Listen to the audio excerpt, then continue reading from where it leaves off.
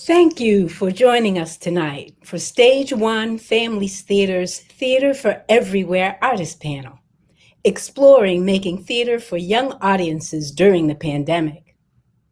I'm Nefertiti Burton, Chair of the Department of Theater Arts at the University of Louisville, and I'll be joined in tonight's conversations by actors Megan Massie, Sidney Edwards, Tony Milder, and Xavier Harris. Before we begin, we acknowledge with respect as a non-native person that the lands on which we stand, live, and learn are the traditional territory of the Shawnee, Cherokee, Chickasaw, and Osage nations. We acknowledge that indigenous peoples have always called this land home as they do today. Actors, will you join me?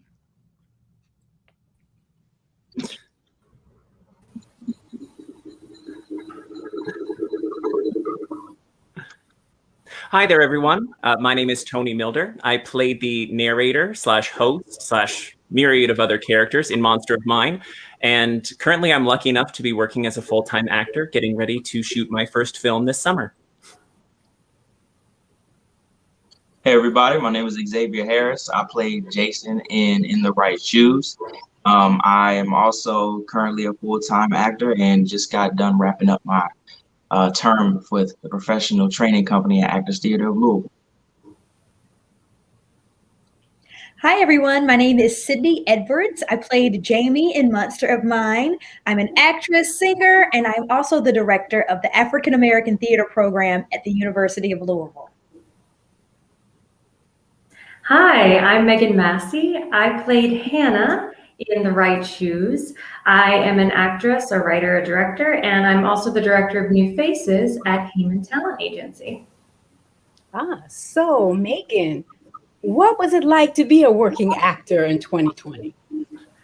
Well, it was very exciting to get to work on a stage during 2020. As everyone knows, the pandemic shut down theaters. And I will say, in addition to being super grateful, it was a little nerve-wracking. We were wearing our masks in rehearsal, but we were still unsure about so many things. So while we were very excited to be there, there was definitely some anxiety, not wanting to get any of your castmates sick or take anything home from your castmates or work or whatever. So exciting, but a little nerve-wracking. Yeah. Sidney, how was it for you? It was definitely everything Megan said. And I think it also depends on like which part of 2020 we're talking about, right? Because at the beginning of the year, things were fine and then everything shut down all at once. And that was a very scary time as well. I know that me, as well as so many other of my colleagues and friends, had to stop mid-production, some of them, and plans that they had lined up, fell through until things got better. So very tumultuous time, in even feeling very blessed to be able to get back on the stage in the fall, but very nervous as well. Xavier, tell us about the process of performing for a virtual audience in Theater for Everywhere versus a live audience. Well, I think like with a virtual audience, with a live audience, you have almost a sort of energy that kind of comes with having a live audience in front of you. And when you're performing, you can kind of feed off of that energy and those responses that they give during the show, which then feeds you as a performer, which I love and I live for a lot. But with virtual theater, not having that space can sometimes, you just have to find that energy in another way or channel that energy within you, instead of having to rely so much on the audiences. But what it does bring a virtual performance is it's still theater. So you're still performing the same way you would, but now you have to play for these cameras and a little bit of these different angles to make sure that you are giving enough face for your audiences to see when it's being performed virtually. So audience is there, just inside of a box. Tony, how about for you? It's It was a different experience, obviously. I do love performing in front of a live audience, but pretty much anybody that knows me knows that I live my daily life as if I'm performing in front of an audience anyway, whether it be real or imaginary. So the one thing I really did notice was that there was a lot less pressure, it felt like, not having the audience there. We had a lot of things in our show like coin flips, and I always like to brag about Sidney and our other actor, Gracie. They had to do that jump rope sequence that we were so nervous about in rehearsals, but they never missed ever, rehearsal or on the performance. I can say it now because we don't have to worry about the superstition. They nailed it every single time. And part of it, I think, was because we were more relaxed. So many of you played kids in these plays. Are there specific things you do as an actor to prepare to play someone younger than yourself, Sidney? Goodness, I mean, to play any role, you have to prepare, right? No matter what you do, but specifically with younger roles, I definitely had a hard time. Keith McGill was our director, and he's like, Sidney, you gotta loosen up, because I was living in my ballet training for whatever reason during this rehearsal process. And so like, Sidney, you gotta loosen up. And you have to just kind of I think about when I was a kid and just, thinking of things in the moment, being a lot less conscious of what my body is doing is kind of how I just have to let go to play a kid. Mm-hmm. Yeah, Megan, how did you find that kid in you for this show? Well, definitely thinking about, like Sidney's saying, your body. Kids aren't, there are lots of different types of kids, especially in the right shoes. I feel like we had 3 very specific characters. So my character was a little bit more reserved than I was as a kid. So trying to find not being super self-conscious, but also how does a self-conscious kid move, or what are they thinking? When I watch it back as an adult, I go, my goodness, my forehead's moving a lot, but I'm not thinking about that, on stage. So really just letting those inhibitions go, thinking about what is the physicality of Hannah, and also too maybe thinking about vocal placement too, because little kids' voices are higher. They've got different things going on. So thinking about voice and body, and then just letting those inhibitions go. Okay, my turn. Ice cream soda, lemonade punch. Tell me the name of my honey bunch. A, B, C, D, E. Oh, E. Emerson. I don't even know an Emerson. Yes, you do. 3rd grade. Tall. Okay, my turn. No, I didn't get a real turn. Yes, you did. Did not. Yeah, did too. Quit being such a crybaby. I am not a crybaby. R2, it's my turn. No, I get another try. Come on, I get 2 turns and then you get 2. Whoa, what'd you do to your hair? What's that thing on your head? Yarmulke? Lamaka? Looks like you put your finger in a socket. Ignore him. Boys are stupid. Not nice. I like your hair. It's different. You changed it for picture day? Yeah. Yeah, last year, my school pictures were the worst. You want to trade some of your goldfish for some of my mini Oreos? Okay. Ma'am, you want some goldfish also? Yes, but I don't have anything to trade, though. Oh, that's okay. You can just have some. We can trade tomorrow, maybe. Thank you. Sure thing. So anyway, where did you get your barrettes? I got mine from Claire's because that's where grown-up girls who are like 16 go and get lots of their stuff. Baby shark doo doo doo doo doo. Baby shark doo doo doo doo doo. Baby shark doo doo doo doo doo. Baby shark. Baby. What? Xavier, what techniques or special tricks do you have for preparing to be a child in a play? Well, our director in the right shoes, Andrew Harris, gave me a pretty good tip about playing a kid. And he basically told me that a child's thoughts are very fragmented. They're not as seamless as an adult's thoughts can be. So he was like, literally every statement, every idea, thought that a children has is like a brand new discovery. So they definitely don't know what they're going to say next. And so really working on breaking up those ideas and those thoughts when I spoke. Like every time, yeah, I have no idea what I'm gonna say next, but the next idea is really good, and so this part is really what I'm gonna go over here. Yeah, that's what I'm saying. And just play with that a lot more, especially with a 7-year-old. Tony, how about you? Oh, I think, the only person to not play a child in this one. But what I love about stage one in general is that they always encourage actors we don't talk down to kids. We don't play down to kids. Kids are full human beings, full feelings. It's just like Xavier said, probably the first time that they're feeling those feelings. So they're very new and you don't quite know what to do with them. And so you just kind of got to figure it out as it goes. I love that about this theater. Yeah. So, Megan, what was the rehearsal process like for these plays?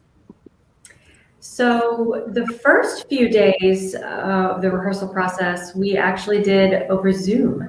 So we read the scripts, we talked among the cast, did some table work, and then when we got into the space, we kept our blocking, socially distanced, and we had our masks on. We would fill out a daily health report, get our temperatures taken, following all of the guidelines. And then when we moved into the space, we were in the Baumhart Theater where stage one normally performs. And so we kind of ran through that with the cameras, and it was really crazy because we opened and closed on the same day, which is a very weird feeling for theater. But it was a really good process, and it was interesting to me to see how well the Zoom aspect fits into like a typical rehearsal process.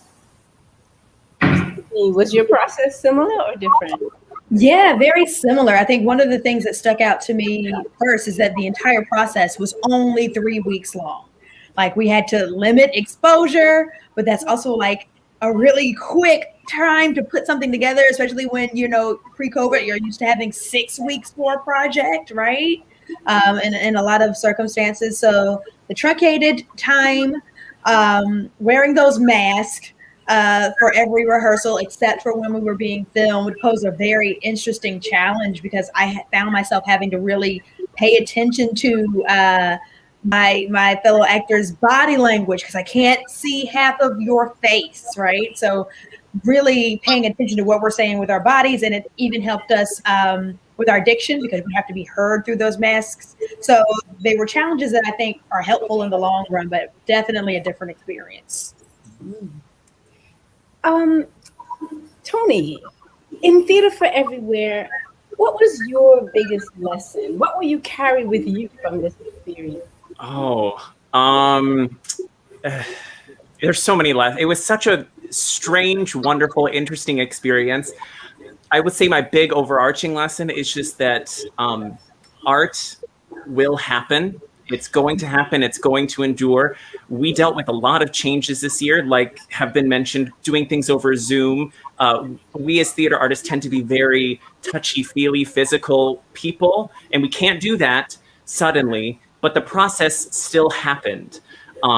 So it was very amazing to see these artists come together and under these limitations still make something that was just as beautiful and just as entertaining and enlightening as everything else that stage one produces. Xavier, what was your biggest lesson?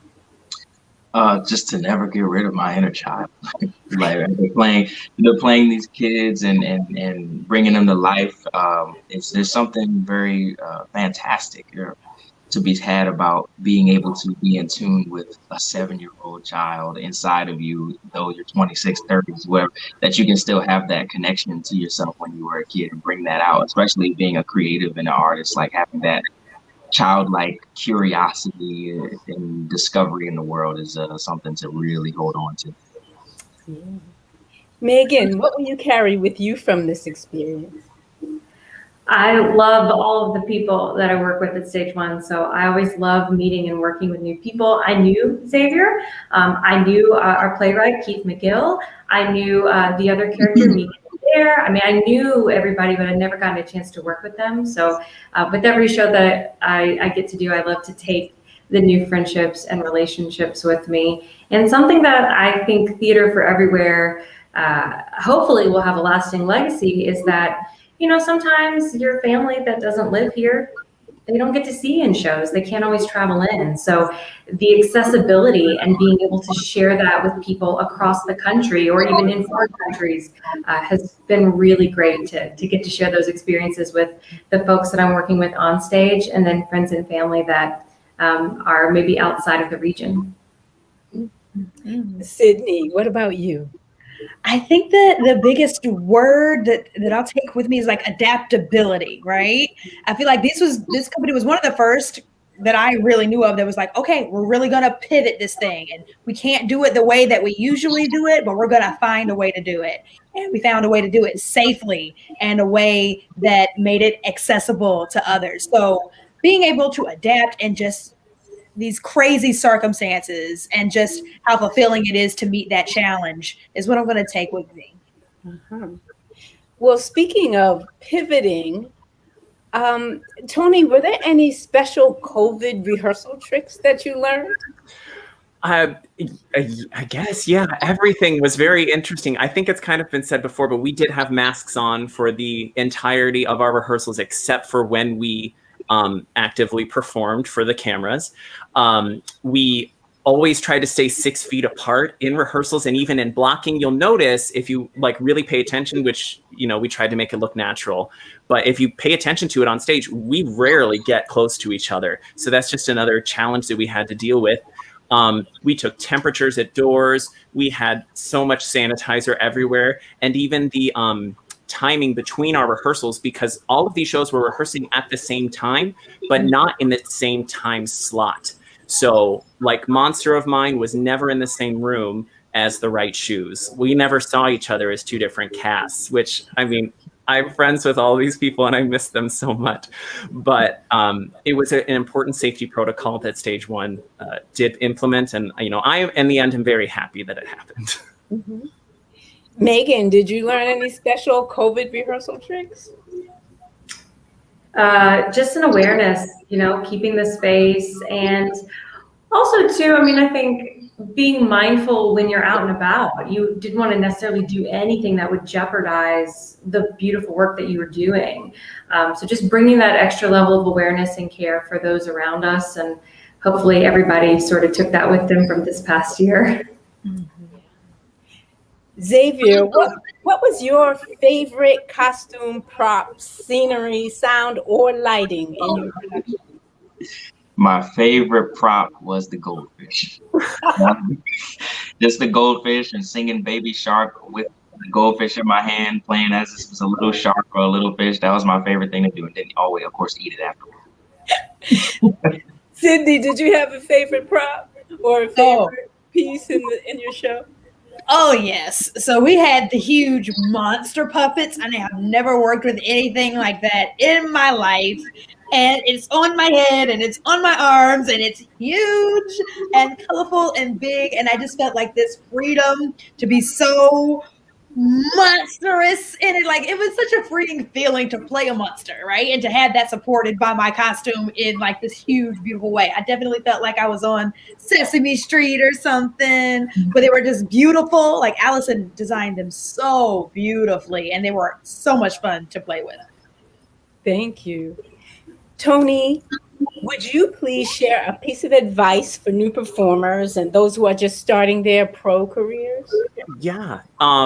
I always tell people to just study everything. Even if you don't plan on using it, study singing, study acting, study dance. Even if you feel like you're bad at it, something is going to come in handy and you will improve in some way. You would be surprised how many plays have singing or dancing in them, or both.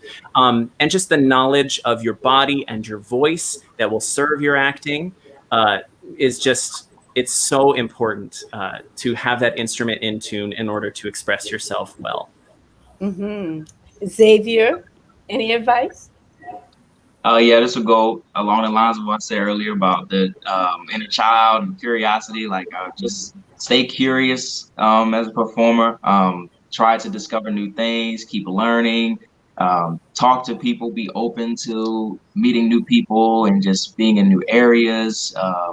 Researching stuff, because I believe like all of that different information and relationships just hones you and builds you even more as a performer, different experiences. So yeah, just be open, be curious, and be present.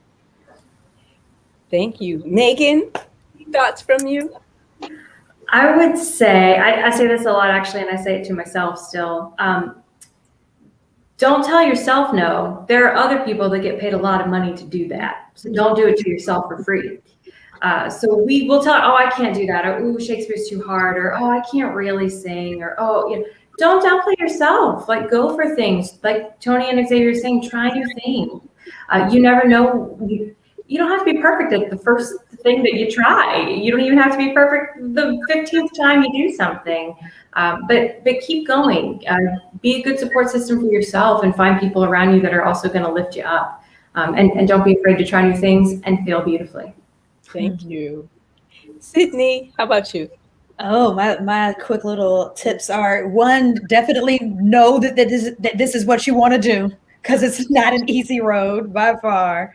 Lots of ups and downs in a career in performance and a career in the arts. So be prepared for that. But also be kind to yourself throughout your journey, and don't compare your journey to anyone else's journeys, because it's going to look different for everybody. All right. Well, I think that's about all the time we have for tonight. Thank you. How about audience questions? Are there any questions from the audience? LaShondra Hood asks, if you were auditioning for Theater for Everywhere again, would you audition for the same role or a different one? What do you think, Tony? So I was lucky enough to be a part of the workshops for all of these plays. So I got to read them. And honestly, I would audition for almost every part. I was so jealous of Sydney and Gracie being in those monster outfits every day. And they knew it and they rubbed it in my face. I loved the script. They did not. They were super nice to me. I loved the script for The Right Shoes. I loved all of those kids. Like Megan said, they are so real. And I mean, who doesn't love goldfish, Xavier? Like, it would be such an honor to eat those on stage. I'm so jealous watching you. So Xavier, which one would you audition for? I said that over and over again to myself, that I would love to be in Monster of Mine, just to be in these big old costumes and just play. That's what I used to do when I was a kid. I used to always do that. I don't know if y'all know Reptar. Was it Reptar from Rugrats? Yes. I used to be all in. I used to love doing that kind of stuff. So being in Monster of Mine, I would have been a dream come true.